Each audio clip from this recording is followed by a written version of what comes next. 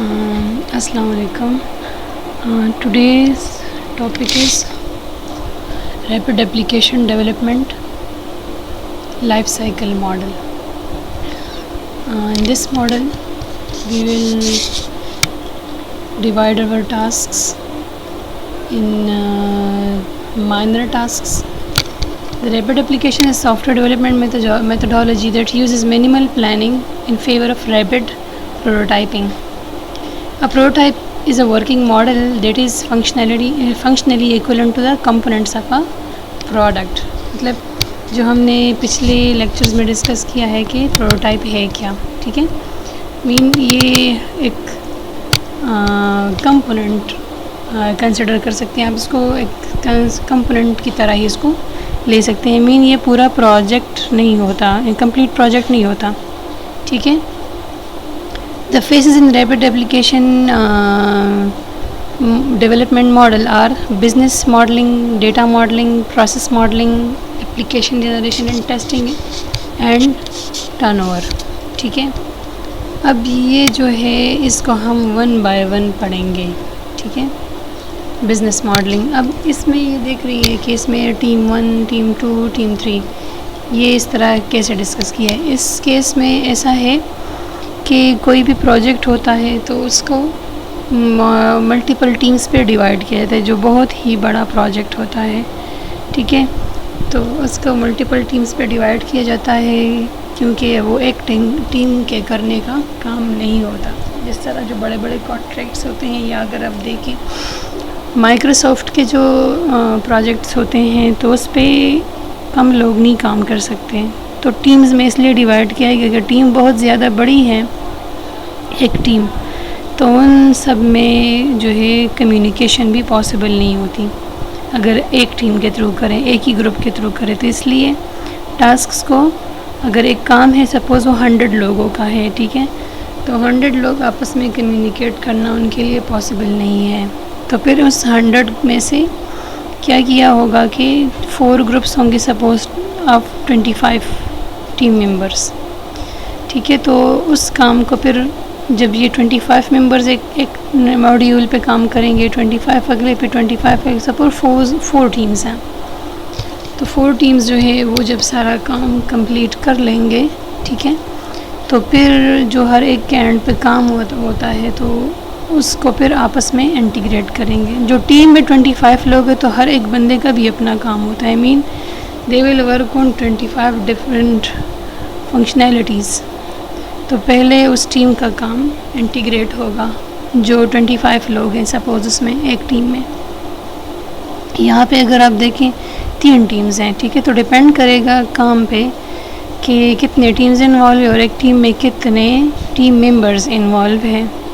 تو اس لحاظ سے تو یہ جو بہت ہی بڑے پروجیکٹس ہوتے ہیں جس پہ یہ کچھ کم لوگوں کا کام نہیں ہوتا. بزنس ماڈلنگ، ٹھیک ہے، تو اس میں فرسٹ ہے بزنس ہے، پھر ڈیٹا ماڈلنگ ہے، پروسیس ماڈلنگ ہے، اپلیکیشن جنریشن ماڈلنگ ہے اور ٹیسٹنگ ٹرن اوور ہے. کیونکہ یہ کام جو ہے تو بڑے لیول پہ ہوتا ہے، بہت ہی بڑے پروجیکٹس میں ہوتا ہے. تو پہلے جو ہے سب، اور یہ دیکھیے سب جتنے بھی ٹیمز انوالو ہیں تقریباً سب کا کام سیم ہے، ٹھیک ہے، مگر انہوں نے اپنے جو ہے ان کا جو میجر ٹاسک ہے وہ ملٹیپل ٹاسکس میں ڈیوائڈ ہوا ہے. ٹھیک ہے، تو ہر ایک اپنے اینڈ پہ، ہر ایک ٹیم اپنے اینڈ پہ سیم کام کر رہی ہے، مطلب سیم طرح کا کام کر رہی ہے. بزنس ماڈلنگ ہے تو فرسٹ اسٹیپ پہ ٹیم 1 بھی وہی کر رہی ہے، ٹیم 2 بھی وہی کر رہی ہے اور ٹیم 3 بھی وہی کر رہی ہے. ٹھیک ہے، مگر اب یہ بزنس ماڈلنگ ہے کیا؟ جو کام ہو رہا ہے، جو بھی سافٹ ویئر پہ کام ہو رہا ہے، تو اس کو یہ چیک کرنا ہے کہ آیا اس کی جو ہے کس طرح اس کی ریکوائرمنٹ ہے. ٹھیک ہے، اس کا پورا ایک ماڈل فارم میں ریپرزینٹ کرنا، تاکہ جو ہے سپوز اس کا جو اوور ویو ہوتا ہے ایز سچ جو بھی ہوتا ہے. ٹھیک ہے، تو بزنس ماڈلنگ میں یہ ہے کہ پورے پروجیکٹ کا جو بھی کام ہو رہا ہے، ٹھیک ہے، اس کا سارا ایک اوور ویو لینا، اس کی جو ہے ڈیمانڈس، ریکوائرمنٹ کیا ہے، اس کی مارکیٹ ویلیو کیا ہے، اس کو پہلے ہم نے جو اس کا ہر ایک چیز کا ایک ویژن سا کریٹ ہوتا ہے نا، ٹھیک ہے، کہ اس کی بزنس ریکوائرمنٹ کیا ہے، ہم نے اس کو کیسے بنانا ہے، اس کے اگر مارکیٹ میں لانچ ہوگا تو اس کی کیا کیا فنکشنلٹیز ہونی چاہیے، لوگ مطلب جس طرح اس کے یوزرز کس طرح ہے، ٹھیک ہے، ساری جو ہے اس لحاظ سے کہ مارکیٹ ویلیوز کی کیسی ہم نے بنانی ہے کہ مارکیٹ میں اس کا جو ہے اسکوپ زیادہ ہو ان ٹرمز آف یوزیج، ٹھیک ہے۔